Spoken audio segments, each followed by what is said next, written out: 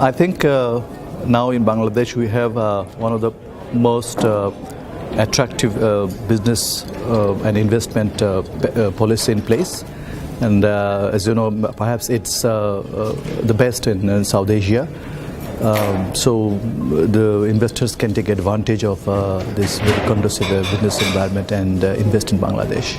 I think at present we are developing our infrastructure, and you are aware perhaps they have taken a number of big infrastructure projects. So it includes energy, it includes roads and bridges and so on and so forth. So there is immense opportunity for the investors to get involved in our infrastructure development. And apart from that, any kinds of, for example, in the ICT we are doing quite well. So and the governments also, this has been always our flagship of our export items. There also we also invite investment from abroad. Though we are more or less self-sufficient, but still we can engage more. It was an excellent panel discussion. All the panelists spoke very well, and they spoke on the topic. And I must appreciate the initiative taken by ISAS and Cosmos Foundation Bangladesh to sponsor this event. And I think all the audience thoroughly enjoyed the discussion, and they are quite appreciative of the discussions held, and it will add to the knowledge about Bangladesh in Singapore. I think Bangladesh is a very promising destination for investment and trade. It's a large market, and we are also addressing the infrastructural bottlenecks, building new projects. There will be more new projects, large projects in Bangladesh, transportation, road, river excavation, and the large investors can come in and invest. I do not think that there are many companies in Singapore which would be interested in household consumer goods. Power, road, these are the attractive areas. The Bangladesh has a fairly stable and predictable tax laws. We allow most foreign investors avoidance of double taxation. If the investors have to pay tax in their home country, so we do not tax them for a second time. We have some adjustment procedure. The import is open, subject to normal customs duty. If it is for export or large infrastructure project, there are some relief on import taxes and so on. So that and repatriation of profit, repatriation of the capital when there is enough income to repatriate, these are not subject to any constraint. All that they need to do is report to the central bank and send it home. This Institute of South Asian Studies that is known, and they do very good work focusing on how cooperation, trade can develop within the region and with the neighbors. Bangladesh is a country which is now embarking on, which has a policy of export-focused growth. I do not say export-led, because we do emphasize the domestic demand also equally. So as we go into export, we also need to have a market in the neighboring countries. That way, this one is very good. And I think one of the major contributions which I sensed was its comprehension of the regional dimension of cooperation trade, and also its appreciation of the Bangladesh's struggle for independence, for establishing the right of the language and so on. Seminars showed that the people here do recognize the good things that have been done by Bangladesh in its struggle for achieving independence and setting up an independent country. বাংলাদেশকে আমরা যেভাবে দেখি যে এটিকে বলি অত্যন্ত সম্ভাবনাময় একটি দেশ, এটা দ্রুত বর্ধনশীল এবং এখানে জাতি হিসেবে আমরা যেটা দেখি যে আমরা অত্যন্ত কর্মঠ এবং আমরা রেজিলিয়েন্ট। সুতরাং ট্রেড অ্যান্ড ইনভেস্টমেন্টের ক্ষেত্রে আমরা যেটা দেখেছি যে এখানে ব্যাপক হারে মধ্যম আয়ের লোক বা যাদেরকে আমরা মিডল ইনকাম শ্রেণী বলছি, এটা ব্যাপক হারে বেড়েছে, যার ফলে তাদের পারচেজিং পাওয়ার অনেক বেড়েছে এবং পারচেজিংয়ের যে অভ্যাস এটাও বেড়েছে। কারণ আজ থেকে অন্তত 30 বছর পূর্বেও যদি আমি দেখি, তখন লোকজনদের মধ্যে অর্থ আয় করতে বলে সেটিকে তারা জমা রাখত, খরচ করতে চাইতো না, সেটি মনে করতো যে এইটি তার ভবিষ্যতের মঙ্গল হবে। কিন্তু এই জায়গাটাতে আমরা দেখেছি যে ব্যাপক পরিবর্তন হচ্ছে, তার যতটুকু বর্ধিত আয় হচ্ছে সেটা সে বিভিন্নভাবে খরচ করে। সুতরাং মার্কেটের যে চাইজ এটা ব্যাপক হারে বৃদ্ধি পাচ্ছে। আর তাদের যে ভোগ প্রবণতা, যেটা তাদের যদি আমরা পোশাকের কথাও বলি, তাহলে সেক্ষেত্রেও আমার জীবদ্দশায় যদি আমি বুঝি যে এমনকি ঈদ কোরবানি উপলক্ষেও আমরা নতুন পোশাক কেনাটা মানুষের অত পছন্দ করত না। এখন এটা দেখা যাচ্ছে যে পহেলা বৈশাখ, একটা ধর্মীয় দিবস, জন্মদিন, বিয়েবার্ষিকী, অন্যান্য অনুষ্ঠান ইত্যাদির কারণে শুধু কাপড় চোপড় নয়, তার পাশাপাশি অন্য জিনিসগুলো ক্রয়ের একটা বেড়েছে। সুতরাং যে মার্কেটের যে ডিমান্ড এটা ব্যাপক হারে সৃষ্টি হয়েছে, সেই হিসেবে এখানে ট্রেডের সুযোগ বেশি এসেছে। আবার ইনভেস্টমেন্টের ক্ষেত্রেও আমরা অন্যান্য দেশে যখন কোনো পণ্য বিক্রি করি তখন কাস্টমারদের ক্লাসিফাই করি যে সে কোন এন্ডে বাস করে, সে কি লোয়ার এন্ড না মিডল এন্ড বা হায়ার এন্ড। কিন্তু বাংলাদেশ এটা একটা ব্যতিক্রমী দেশ। এখানে একদম বিশ্বের সবচেয়ে নামি দামি ব্র্যান্ডের কোনো পণ্য যদি বাংলাদেশে আসে, দেখা যাচ্ছে এটি বাংলাদেশ মার্কেটে চলছে, আবার কম আয়ের জন্য চলছে। সুতরাং যে আমার যে লোকাল মার্কেটের যে সাইজ, এইটাই ব্যাপক হারে গ্রোয়িং। এবং বৈশ্বিক অর্থনীতির যে সাইজ, জিডিপির যে সাইজ করা, তাতে কিন্তু বাংলাদেশ এই মুহূর্তে 43তম অবস্থানে রয়েছে। তো আমরা মনে করি যে আমরা দ্রুতই এই অবস্থান থেকে আসব। সুতরাং যারা বিনিয়োগ করবেন তারা এটা জানেন। আর অ্যাজ এ ক্লাস আমাদের এখনও ইয়াং লোকজন বেশি এবং আর অনেক দিন বেশি থাকবে। সুতরাং এই যে তাদের যে ডিমান্ডের যে ভেরিয়েশনটা, এটা আমরা মনে করি যে ট্রেড অ্যান্ড ইনভেস্টমেন্টের জন্য ব্যাপক স্কোপ তৈরি করে দিয়েছে। এবং সেক্ষেত্রে আমাদের যে বিনিয়োগের যে পরিমাণ এখনও বলছি, যেটা আমাদের জিডিপির 30% মতো, আমার টোটাল জিডিপির সাইজটাই মাত্র এই মুহূর্তে 260 বিলিয়ন ভিত্তি ইত্যাদি।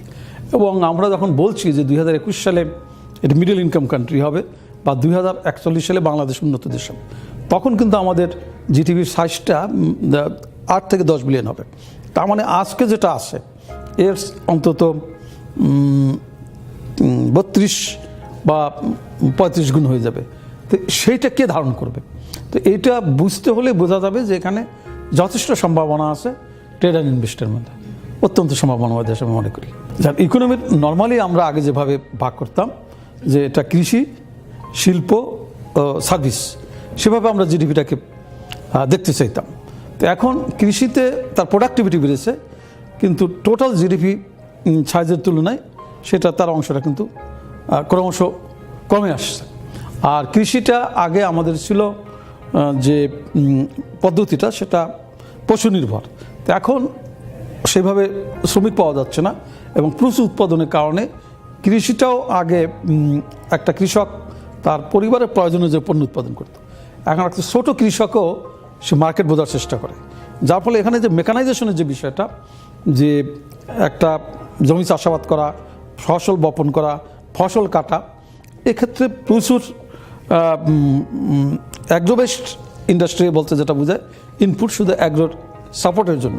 দেন এই যে প্রোডাক্টগুলো তৈরি হচ্ছে, সেটা যে মার্কেটে নেওয়ার জন্য যে ভ্যালু এডের যে বিষয়টা আপনি দেখেন, এটা ফিনিশ করার জন্য যে ধাপগুলো রয়েছে, এখানে অসংখ্য শিল্পর কিন্তু শুধু কৃষির স্কোপ রয়েছে।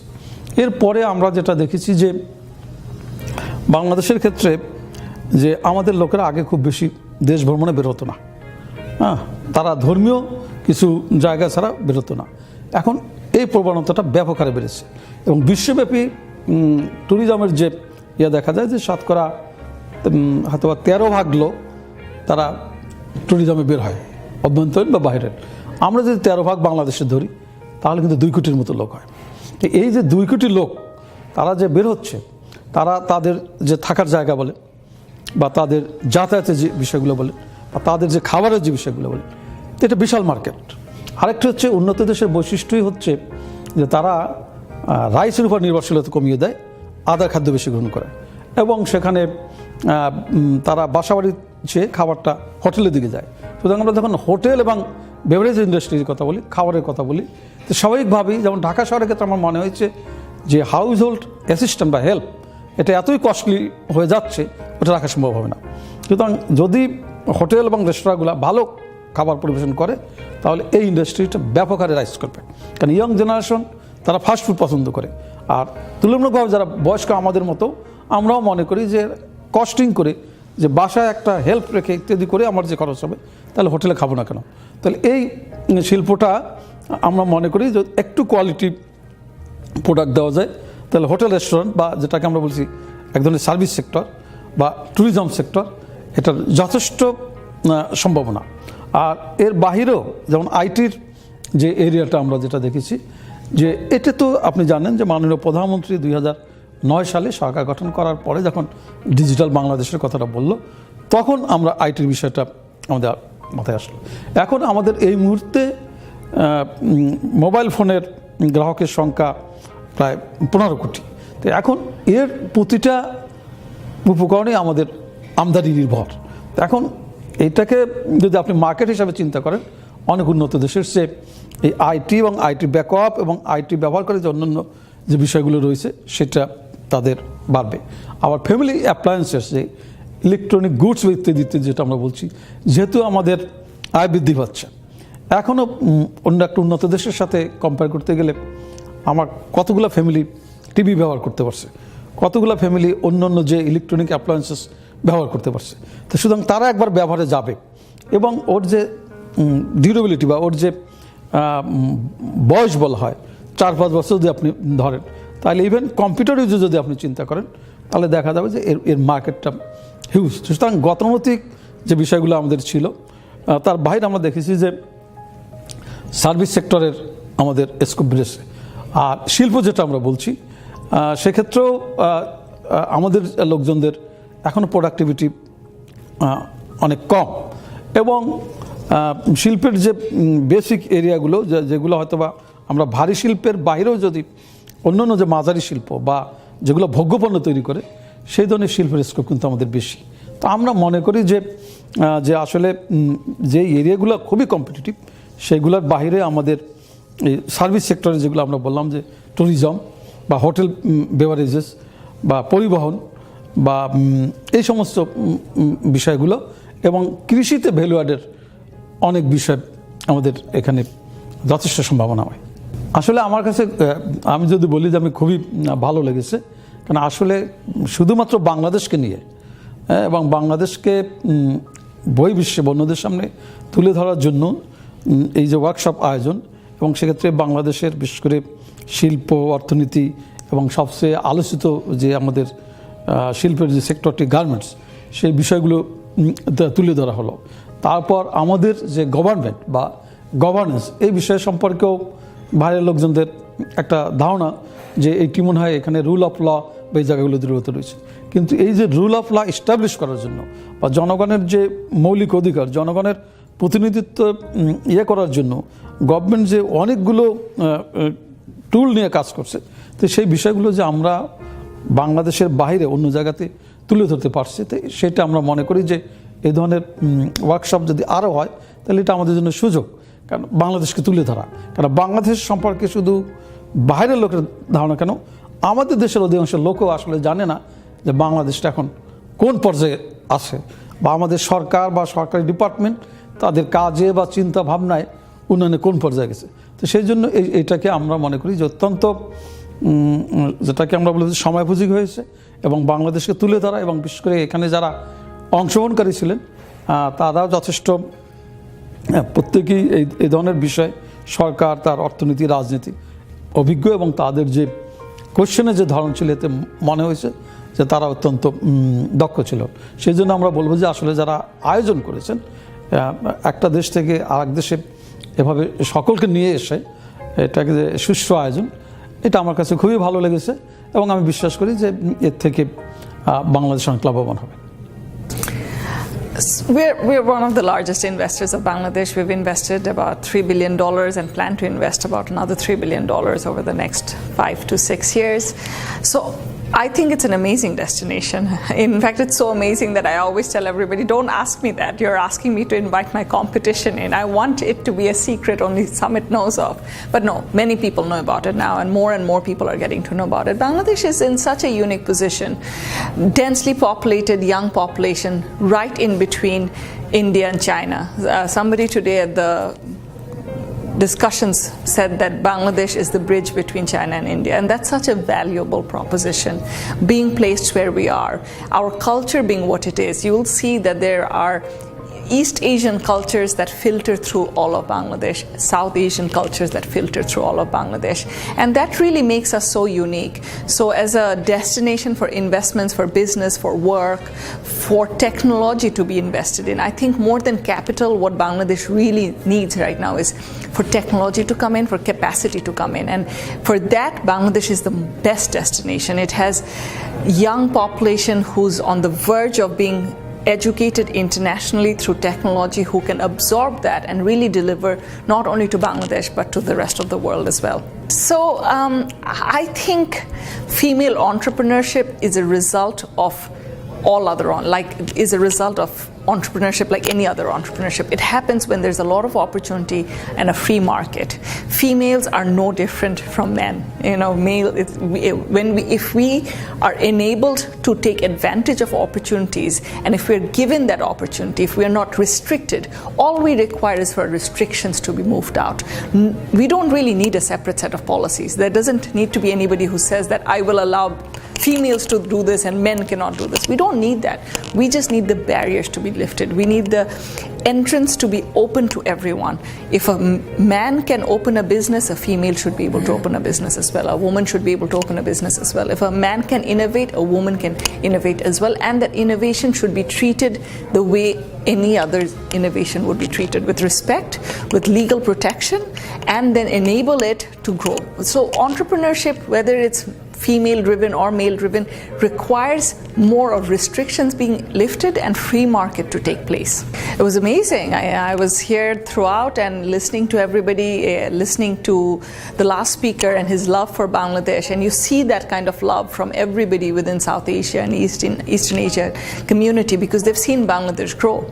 The growth of Bangladesh is fresh in the memories of people who are in their late 50s, late 60s, because the growth has taken place over 20 years. It's a visible growth that has taken place that people can take ownership of, that people can love. It's not a growth that has taken place over 100 years or 200 years through other mechanisms of colonialisms and war and industrialization, but a growth that's just based on humanity, just based on the hard work of humanity. We're not a country that has a lot of natural resources. We're not a country that was blessed with some kind of colonial support or industrialization support like many other countries. We're a country that has grown out of sheer willpower, out of sheer hard work of human beings, and that's something most people appreciate.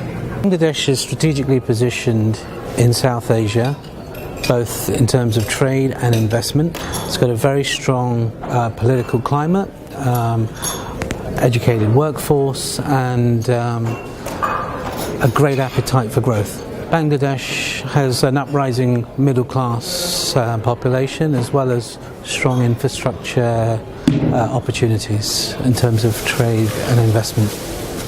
I have some background based on art and aviation, and so I work with Bangladesh from an aviation perspective. I look after the private jets that are presently operating in Bangladesh. They are my customers. They work with us. Just watching the investors who are operating in Bangladesh using the corporate jet mechanism gives me a positive feeling on the overall landscape for Bangladesh. From an art perspective, I do try to specialize in South Asian art, Southeast and South Asian art, and I find that I'm learning at this stage about Bangladesh art and how it is a lot more mature than it may be internationally perceived. You know, the culture, the form, just the impact of art from Bangladesh can be quite enriching. So yeah, it's wonderful to be part of the Bangladesh program today. What I learned today about Bangladesh, I feel they have a massive future when they have a population which is younger than 25 years old and which is 57%. I feel you're going to progress a lot in culture, innovation and art for sure, because I'm an art lover and I see a lot of progression there.